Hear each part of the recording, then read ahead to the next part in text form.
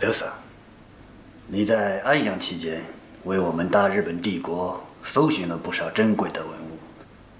今天我以茶代酒，敬你一杯。少佐客气了，能为天皇效力，是我刘某人的福分。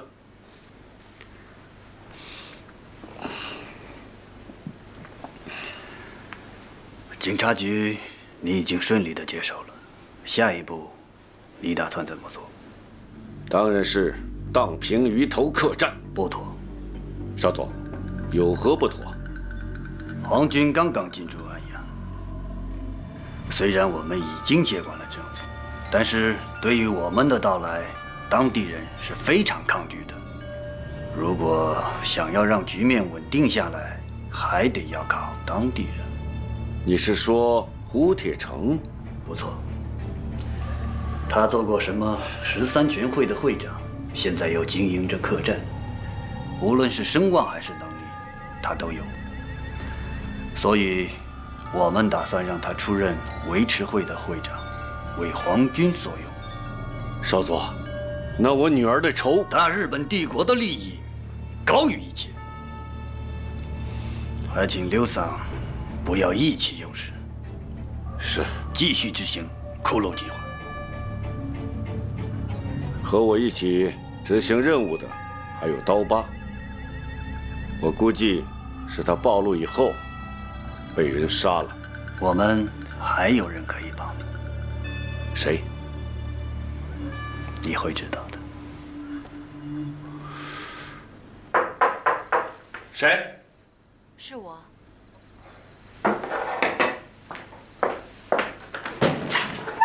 三小姐，来进来。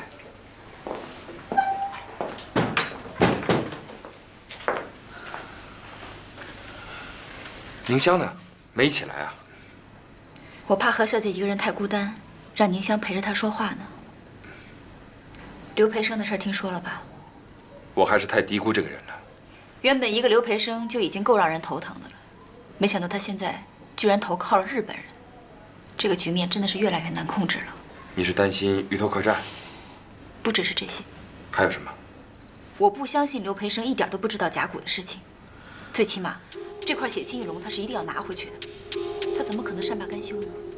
没错，刘培生应该知道甲骨的事，他知道了，就等于日本人知道了。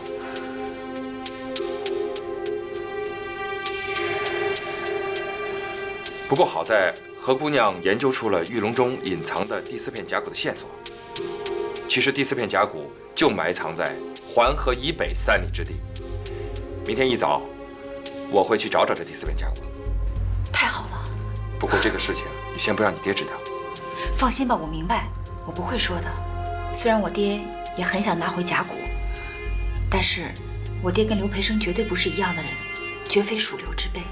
这个我明白。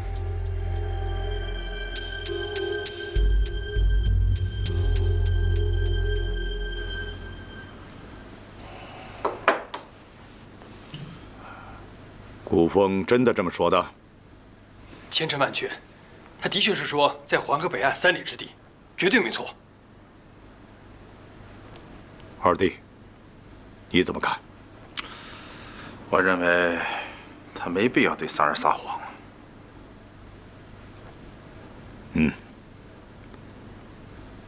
白英，你去准备一下，明天一早，我们到那个地方走一趟。是。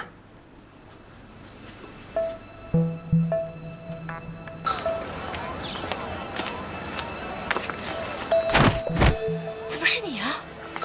哎，你跑这儿来干什么？不是说上午要去找第4片甲骨吗？没关系，不着急，有好戏看。哎，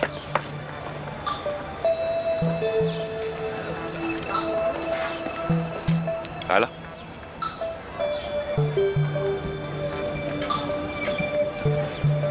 我二叔和我爹，他们这是要干什么去啊？他们应该要去黄河北岸3里之地。那不是第4片甲骨埋藏的地方吗？没错。他们怎么会知道的？应该是听到昨天晚上我们2个谈话了吧？来。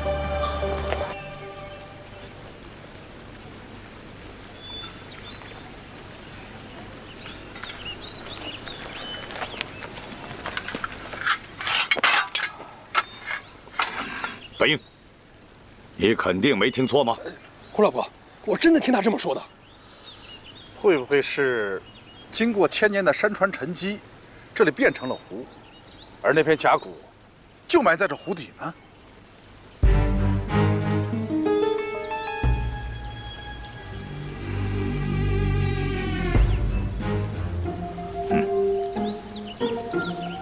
如果没猜错的话，我们上了古风的当了。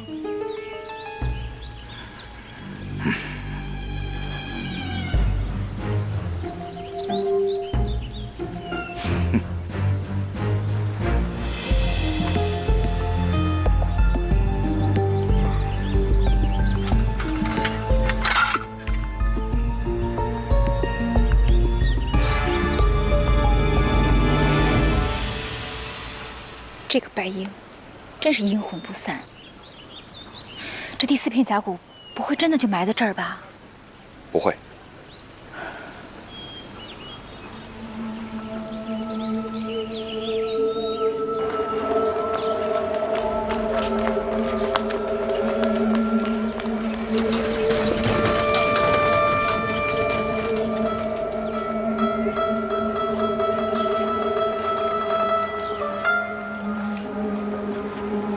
你就是侯铁城？没错。什么事？我是大日本皇军少佐横禄次郎。至于这位，就不用我多介绍了。胡铁城，别来无恙啊！哼，算你命大，崔建生竟然没有把你杀了。托您的福，还能苟活几日。你是不是有如坐针毡的感觉啊？哼，我这种感觉的滋味，总比你妻离子散、家破人亡的感觉好得多。你，哼，听说你们这儿的驴头酒很好喝，不知胡老板介不介意请我喝一杯呢？你们中国人有个词叫借花献佛，我敬胡老板一杯，就算是借花献佛吧。对不起，胡某不胜酒力。少佐，你有什么话不妨直说。胡老板果然痛快，那我就直说吧。虽说安阳城的军事力量已被我大日本皇军击溃，但是如果要做到长治久安，还需要各个方面的配合才行。为了安抚民心、稳定局势，除了刘局长的警察局之外，我们还准备成立一个维持会。这个会长之职，胡老板是再适合不过的。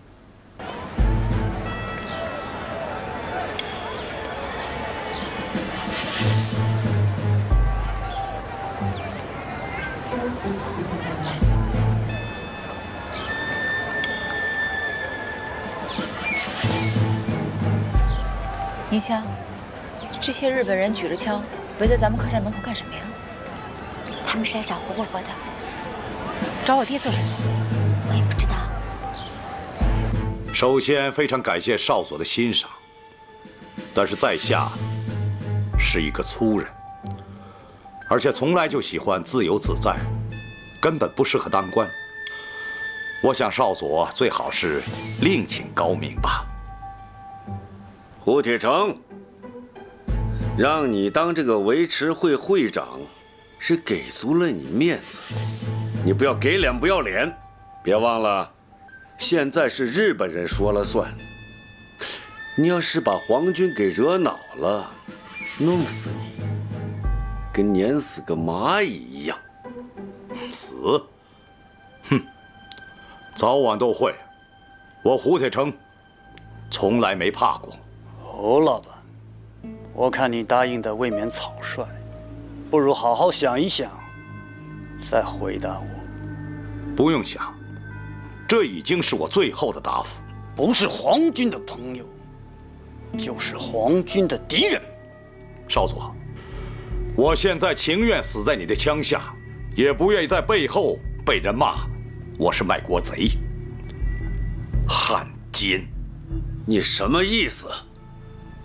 胡老板，这么快就让你做决定，确实是有些为难你了。我再给你几天的时间，你好好的考虑考虑，再回答我。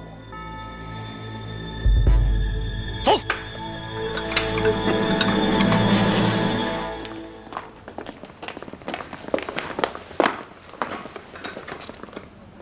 三小姐。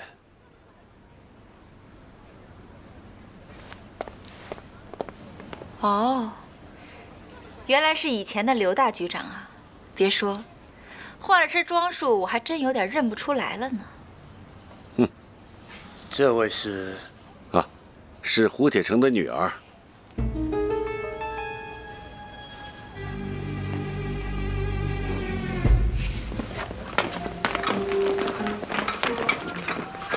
爹，我听说日本人来了，怎么回事啊？他们想干嘛？三儿，你真的不应该出现。可是我担心你啊，爹。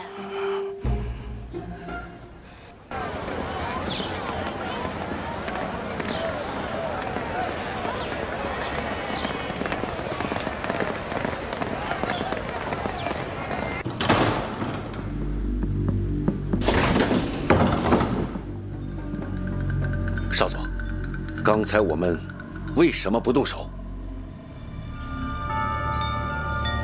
我们刚刚进驻安阳，需要的是安抚，不可随意杀戮。知道了。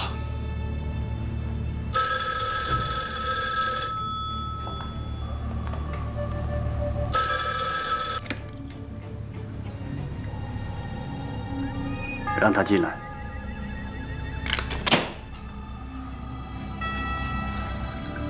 还记得我跟你说过，有人会帮你寻找甲骨吗？记得。他来了。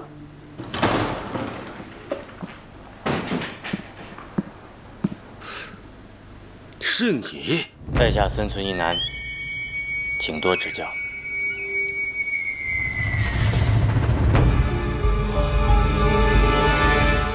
三儿、宁香，你们带着考古队的何姑娘，先回乡下避一避。日本人生性残暴，如果你们留下来，我怕万一出什么事就不好了。爹，还是让宁香带着何姑娘先走吧。我说过了，不管发生什么样的状况，我都要留下。大不了是一死，我不怕。小姐，你不走，我是不会走的。你们两个为什么那么任性？听听话好不好啊？哎呀，你们就别犟了，听句劝吧。照你这么说 ，YM 甲24坑出土的第3片甲骨，在你这儿；第1片甲骨和第3个铜鼎，在考古队那里。但是董教授死了之后，很有可能就交给了何晴。也有可能在那个姓古的那里。局长的意思是，把那个姓古的也抓起来。古风这个人深藏不露，至今我都没有弄明白他的真实身份。在没有找到甲骨下落之前，这个人最好是不要动他。最好派人盯着他。这个由我来安排。请问森村一男先生，森村诚一是你什么人呢？是家父。哦，我明白了。既然你们都明白各自该干什么，那就分头行动吧。记住，我不管你们用什么办法，一定要把甲骨片拿回来。它是我们大日本帝国的财富，绝不能落在中国人的手里。哎。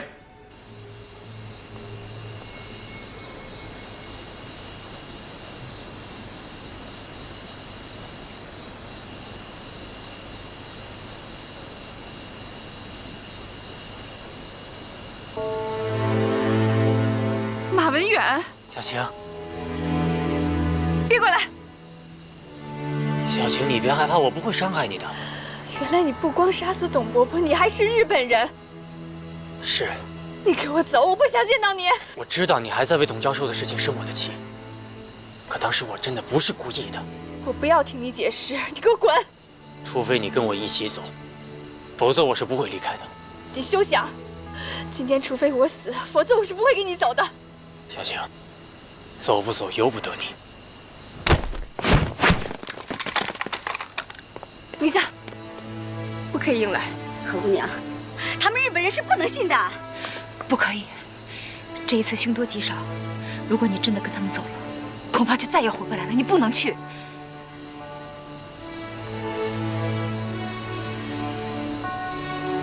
如果我不跟他走，你们都会受连累。好，我跟你走。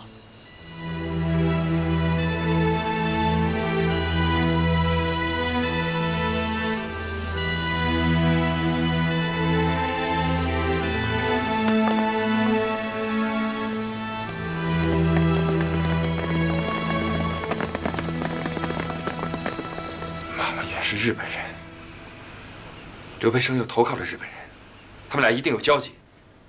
他们是知道了甲骨的事情，所以把何姑娘带走了。如果是这样的话，他们为什么只带走了何小姐，而没有动你呢？不动我的目的，是为了放长线钓大鱼。所以，第4片甲骨的挖掘，我们一定要慎之又慎。我觉得你现在应该尽快换一个地方住。不行，我要是换地方，一定会让他们起疑。可是，就算他们有了第4片甲骨，那没有其他的甲骨又有什么用呢？所以从这个角度上讲，马文远的露面倒是件好事。什么意思？第2片甲骨我们不知道在哪儿，但第3片就在马文远身上。只是不知道何姑娘会跟马文远怎么说。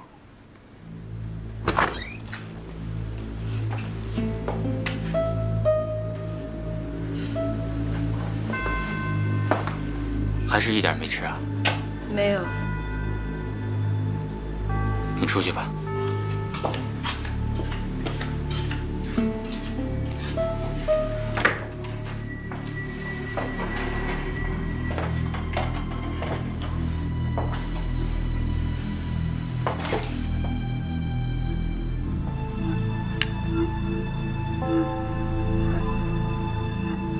吃一点吧，小晴。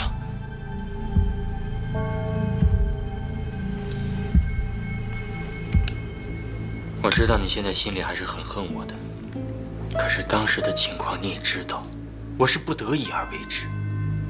相信我，董教授的死的确是个意外。你处心积虑地待在考古队这么久，也是意外吗？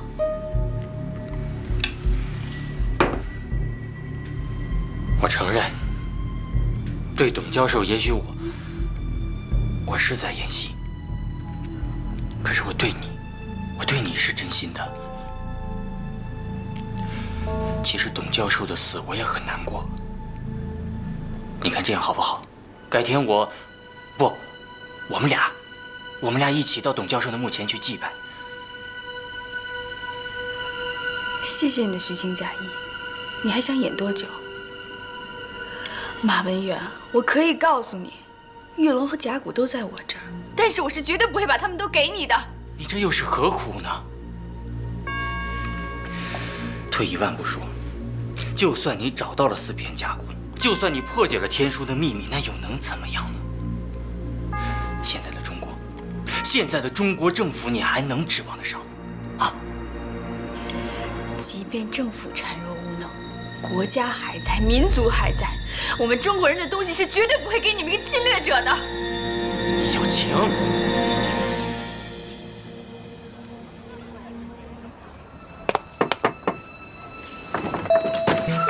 顾先生，小宝，快进来。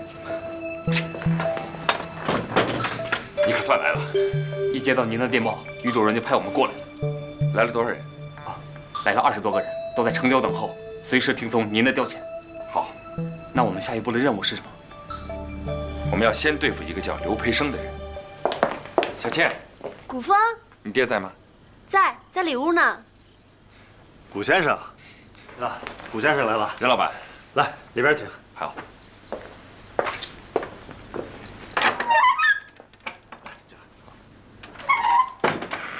坐下说。郭老弟，自打日本人来了以后，这天天鸡飞狗跳的，一刻也不得安生。我是有些担心呐。如果再这样等下去，我们手里那些东西恐怕难以运出去了。现在不止一拨人盯着第4片甲骨，这挖掘的事情恐怕要从长计议了。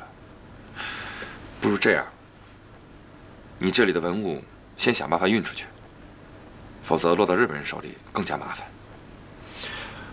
我也是这么想啊，所以才找你来商量一下对策，看怎么运作比较好。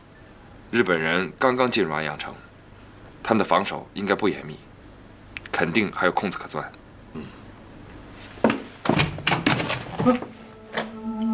报告！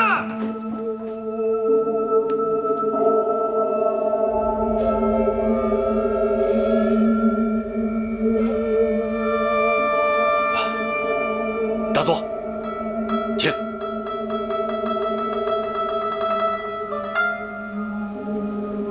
裴胜军，当初我让你除掉的那2个考古队的教授，怎么只死了1个人啊？那个董继堂，就是一南的老师，是怎么回事？为什么一南在前段时间才把他杀死？对此，你作何解释？难道你连我的命令都敢违抗了吗？太君，您误会了，我怎么敢违抗您的命令呢？只是我的人在杀掉吴教授之后，正准备对董教授下手的时候，被一个叫古风的人阻拦，行动所以失败。古风，他是什么人？跟甲骨有什么关系？我暂时还不知道他的真实身份，但血沁玉龙在他的身上。血沁玉龙，对，就是因为他的阻拦，所以才导致行动失败。那后来呢？为什么后来没有再动手？你可是有大把的时间。吴教授死之后，考古队人心惶惶，如果再出事，就会惹出很大的乱子，上面也就会很注意的。所以我就留下董教授，利用他找出第3片甲骨的线索，从而找到第4片甲骨，这样我们就可以省下大把的时间，岂不是更好啊？螳螂捕蝉，黄雀在后。裴胜军，聪明。太君过奖了。可这第4片甲骨，到现在没有任何线索，你又作何解释？请2位放心，我一定会加紧行动，找到第4片甲骨。那就好。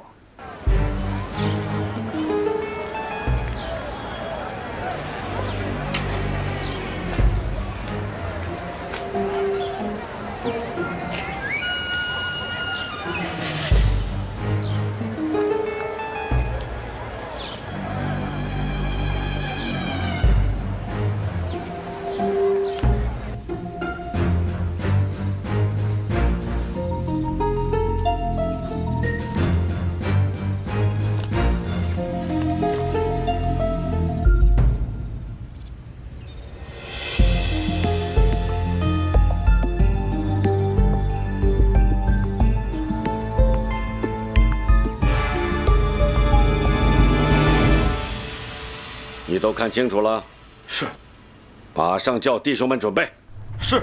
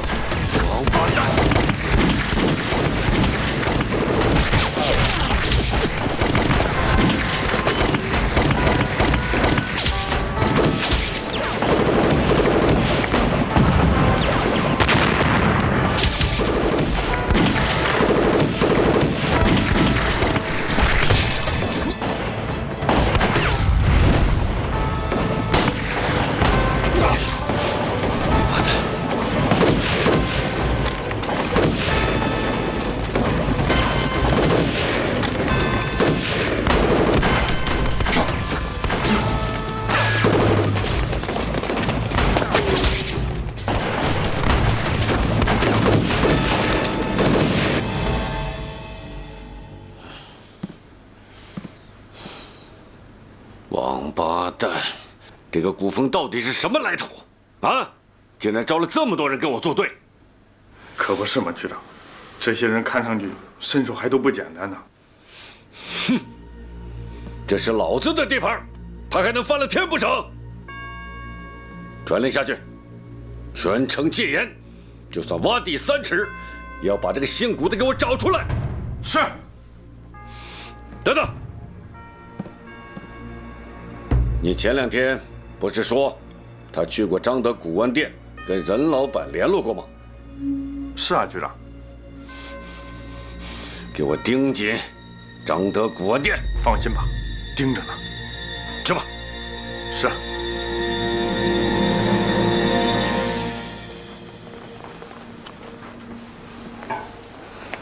你们几个要特别小心啊，这可都是些金贵的东西。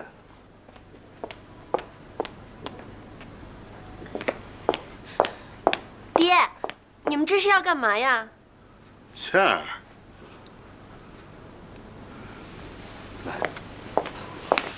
倩儿啊，这都是爹的生意，你就别问了。每次我这么问，你都会这么说。哎呀，女儿啊，不是爹不想告诉你，是怕跟你说了你会担心的。那您要是不说，我不是更担心吗？那好吧，爹告诉你，现在你也长大了，有些事儿你也该知道了。你刚看到的，这都是些文物。这不是日本人来了吗？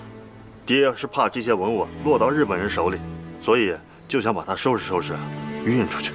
我们好好的做我们的生意，碍他们什么事儿啊？难不成他们还要抢吗？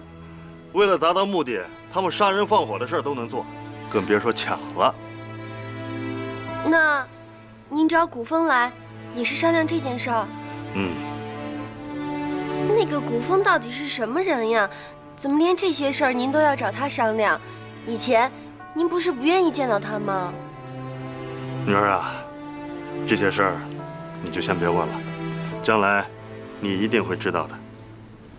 你这样闭口不谈，对你没有什么好处。你想要的好处，我给不了你。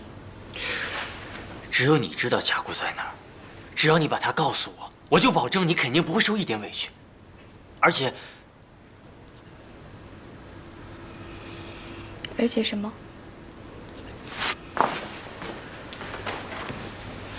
我们可以结婚，一起回日本继续我们的研究。你别做梦，我不可能告诉你在哪儿，更不可能跟你去什么日本。你趁早死了这份心吧。你怎么就不明白呢？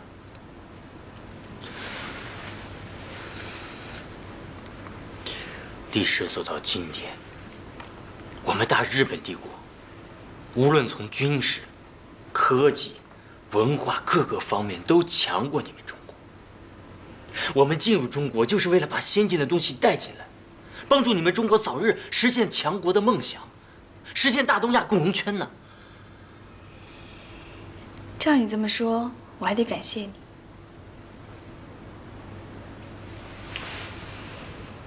我知道你心里面恨日本人，但是我不是你想象的那个样子。我心里那个马文远早就死了，从他劫持董伯伯的那一刻起，他就已经死了。阿祖，回。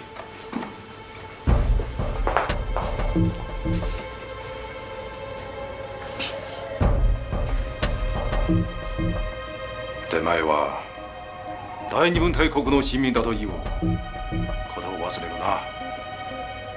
この時いかなる連城も当てはいかん。わかるか？はい。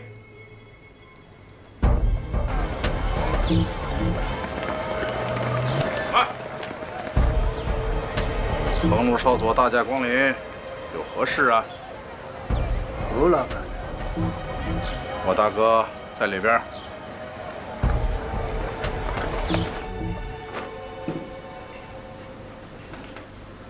胡老板，考虑的怎么样了？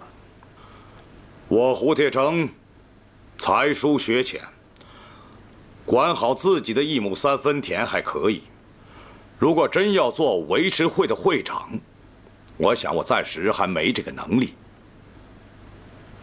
所以请少佐先生另请高明吧。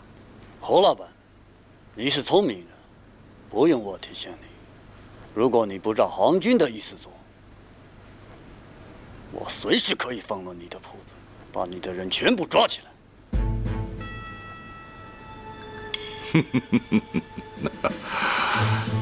当然可以了。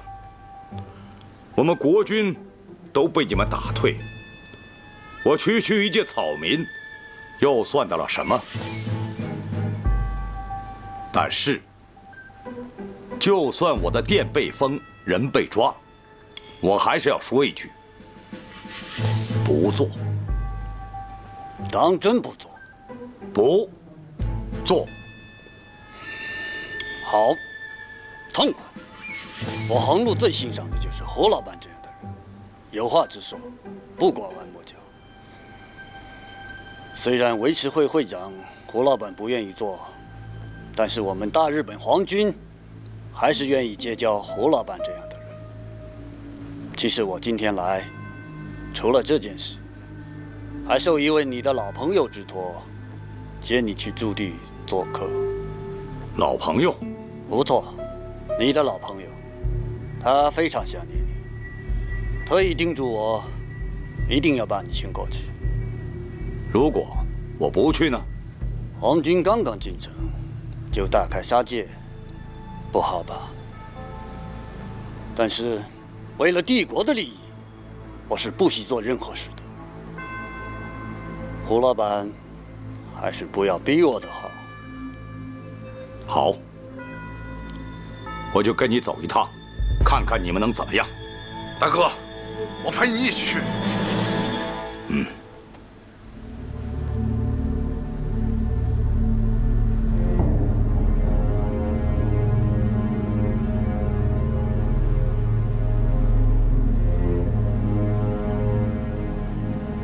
你所说的老朋友，不会是这桌饭菜吧？侯老板，请稍等。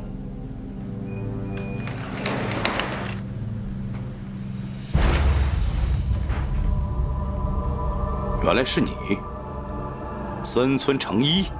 胡老板，10年不见，别来无恙啊。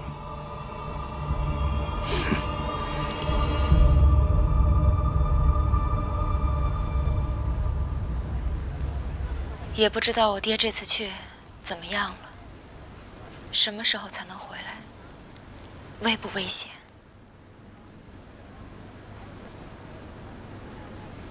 小姐，你不用担心，胡伯伯那儿有师傅陪着，我谅他们日本人也不敢怎么样。是啊，小姐，你也不用太担心。如果日本人要对老爷动手的话，早就动手了。你们完全不知道日本人有多么残暴。但愿吧，希望我爹能够和二叔平安的回来。一定能的，小姐。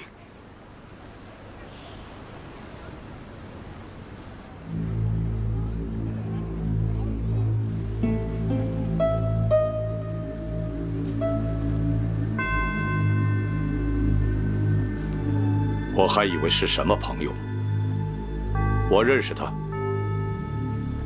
但他绝对不是我的朋友。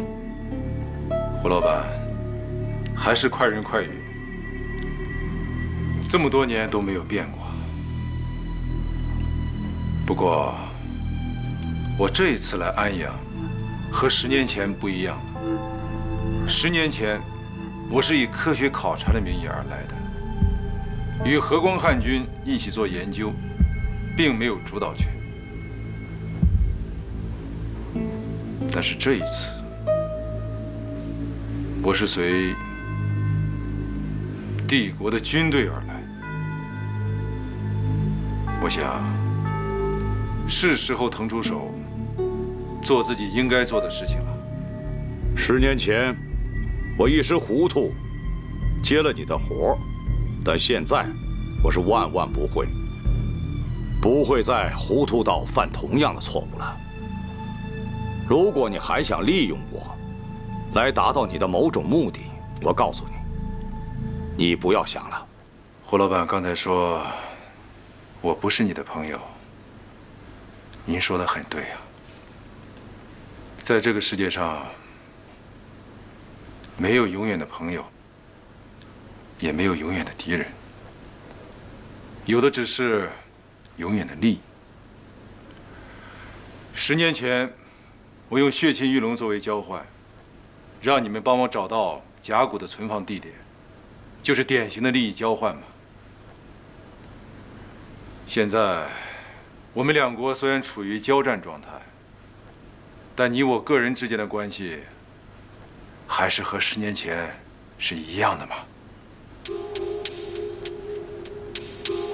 你想说什么？哦，胡老板，我知道您在这安阳城里很有威望，我带横路少佐过来，想请您出任当地的维持会会长一职。我想，在其他方面，我们仍然可以合作的。哦，胡老板，他是我的儿子，森村一男，他也曾经在董教授的考古队工作过。难怪考古队发生了那么多的事情，原来你早就有所安排。我想，第2个铜鼎的事情，都是你儿子从董教授那儿得知的吧？胡老板果然聪明，这件事情的确是我让儿子去做的。看来我把森村先生也看低了。哦，胡老板，我们别光说话，吃点东西吧。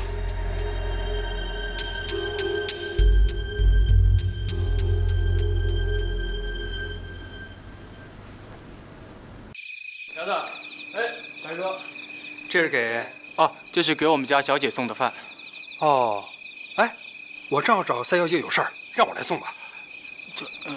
来，这不太好吧？怎么，你怕你白哥做不来这活儿？可是，来，有。那就谢谢白哥了。自家兄弟，客气啊。行，那我先走了。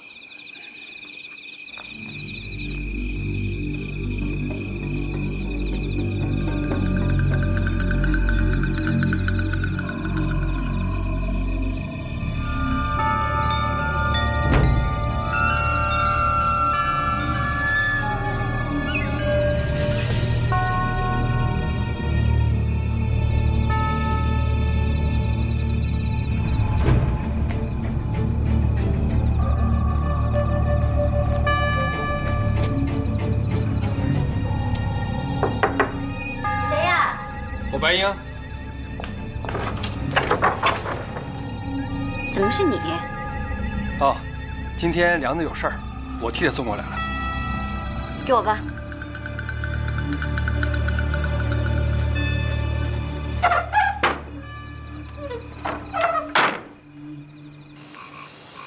古先生，古先生，白英，嘘，古先生。